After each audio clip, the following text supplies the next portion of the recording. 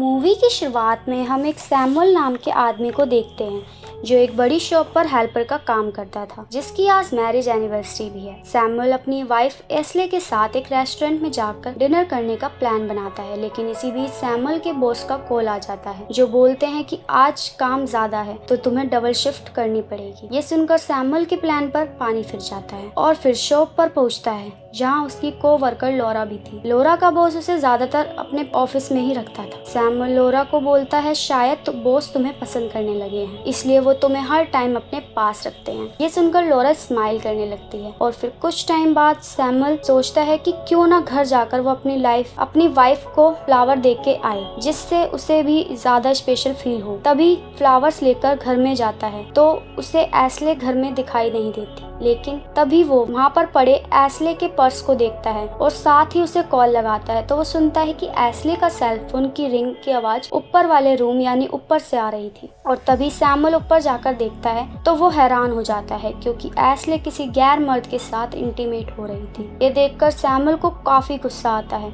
और वो गुस्से में उन्हें मारने के लिए घर में रखी गन्स लाता है, लेकिन वो ऐसा नहीं करता। सैमुअल वहीं पर बैठकर थोड़ी वाइन पीता है, जिसके बाद वो थोड़ा नॉर्मल होकर मजे कर रहे उन दोनों के पास जाता है तो वो दोनों रंगे हाथ पकड़े जाने पर डर जाते हैं और तभी वो आदमी वहाँ से भागने लगता है, लेकिन सैमुअल उसे जबरदस्ती रोककर उससे वहीं बैठा लेता है। जिसके बाद सैमुअल अपनी वाइफ एस्ले को एनिवर्सरी विश करता है और बोलता है तुमने तो मेरा दिल ही तोड़ दिया। बोलता है मैं तुम्हारे लिए इतना कुछ करता हूँ फिर भी तुमने मेरे साथ ऐसा क्यों किया। ये सुनकर एस्ले रोने लग जाती है और तभी सैमुअल उस आदमी से उसके बारे में पूछता है वो कौन है, एस्ले से वो कैसे मिला। तो वो आदमी बताता है कि उसका नाम डैमियन है और वो पिछले 6 हफ्ते से उसकी वाइफ के टच में है। ये सुनकर सैमुअल बोलता है कि तुम मेरी वाइफ के साथ मेरे घर में पिछले 6 हफ्ते से इंटीमेट हो रहे हो। डैमियन बताता है ऐसा नहीं है, वो 6 हफ्ते से टच में थे लेकिन वो बस 2 या 3 बार ही मिले हैं। सैमुअल पूछता है तुम लोग एक दूसरे को कैसे मिले, कैसे तुम मेरे घर तक पहुँचे। तो डैमियन बताता है कि हम लोग ऑनलाइन मिले थे, वो ऑनलाइन चैट करते थे। जब दोनों को एक दूसरे के बारे में पता चला तो एस्ले ने मुझे यहाँ बुला लिया इंटीमेट होने के लिए।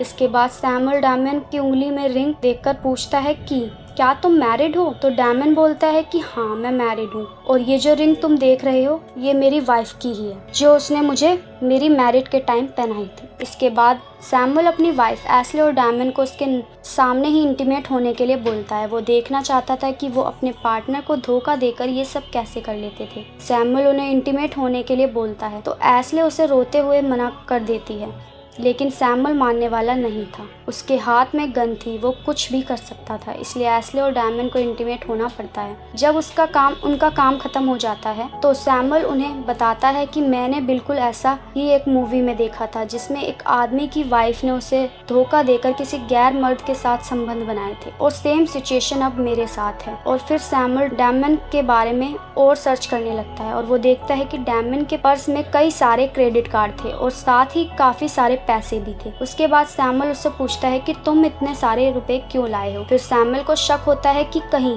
एस्ले ये सब पैसों के लिए तो नहीं कर रही और एट द एंड उसका शक सही साबित होता है। तभी एस्ले बोलती है वो ये सब पैसों के लिए नहीं कर रही थी, लेकिन हाँ इस बार उसे कुछ पैसों की जरूरत थी। एस्ले बताती है मैं तुम्हारे लिए गिटार खरीदना चाहती थी, लेकिन पैसों की कमी की वजह से ये नहीं हो पा रहा था, तो मैंने डैमियन से पैसे उधार लेने का प्लान बनाया था जिन्हें मैं बाद में वापस कर देती। ये सुनकर सैमुअल को काफी बुरा लग रहा था। सैमुअल को अब किसी पर भी भरोसा नहीं था। सैमुअल को बाद में उसके बारे में ये भी पता चलता है कि वो पहले एयरफोर्स में था। सैमुअल का भी सपना था कि वो एयरफोर्स ज्वाइन करे, लेकिन उसे कोई सपोर्ट करने वाला नहीं था, इसलिए वो ज्वाइन नहीं कर पाया। डैमियन सैमुअल को बोलता है कि वो उसे जाने दे, अगर वो ऐसा करेगा तो वो अभी भी उसे एयरफोर्स ज्वाइन करवा सकता है। ये सुनकर सैमुअल डैमियन को मना करते हुए उससे बोलता है कि ये सब जो तुम मेरे घर पर कर रहे थे ये तुम्हारी वाइफ को पता चलेगा तो क्या होगा। डैमियन बोलता है कि वो समझेगी क्योंकि ऐसी सिचुएशन से उसने मुझे पहले भी निकाला था। तभी सैमुअल डैमियन को बोलकर उसकी वाइफ को कॉल लगवाता है और किस सिचुएशन में है ये बताने को भी बोलता है। डैमियन जब अपनी वाइफ से बात कर रहा होता है तो उसकी वाइफ पूछती है कि क्या तुम उस लेडीज से प्यार करते हो,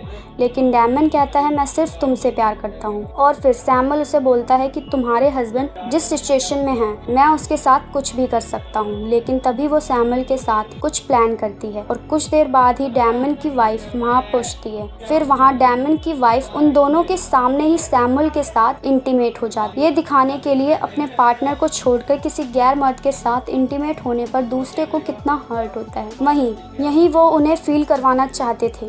डैमन और एस्ले ये देखकर रोते रहते हैं और उन्हें ऐसा करने से रोकते हैं, लेकिन वो किसी की नहीं सुनते और जल्दी काम खत्म करके डैमन की वाइफ वहाँ से ये बोलकर चली जाती है कि तुम मेरे हस्बैंड के साथ कुछ भी करो, आई डोंट केयर। उसकी वाइफ के जाने के बाद सैमुअल एस्ले से पूछता है कि अब तुम्हें कैसा फील हो रहा है। एस्ले रोते हुए बताती है कि मैं सिर्फ उसके साथ इंटीमेट हो रही थी, मैं प्यार तो सिर्फ तुमसे ही करती हूँ। और तभी वो अपने बचपन के बारे में बातें करने लगती है और वो बताती है कि जब वो छोटी थी तो उसके डैड काफी हार्ड वर्किंग थे, फिर भी उन्हें अपनी जॉब पर प्रमोशन नहीं मिलता था। लेकिन एक दिन उसके डैड को कुछ अर्जेंट काम पड़ गया था, इसलिए उसे उसके स्कूल से उसके डैड के बॉस लेने आते हैं और स्कूल से घर का रास्ता लंबा होने की वजह से मैं सो गई थी।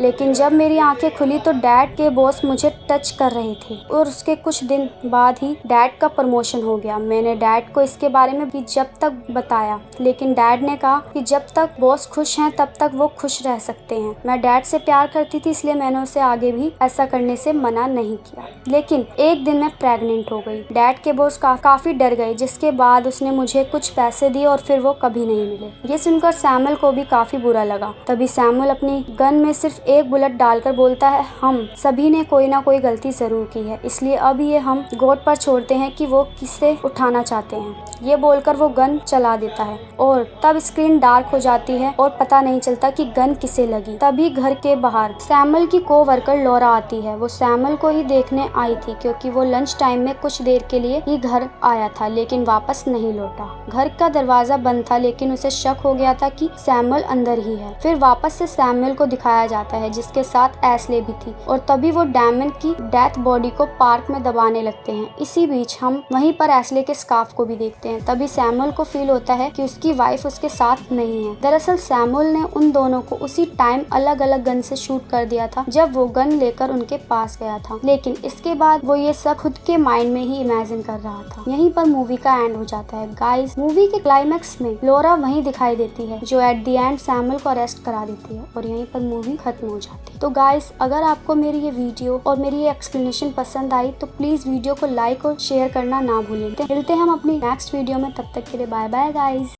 आपको ये वीडियो कैसी लगी हमें लाइक करके बताएं और अपने दोस्तों के साथ शेयर करें और हमारे चैनल को सब्सक्राइब करना ना भूलें। धन्यवाद।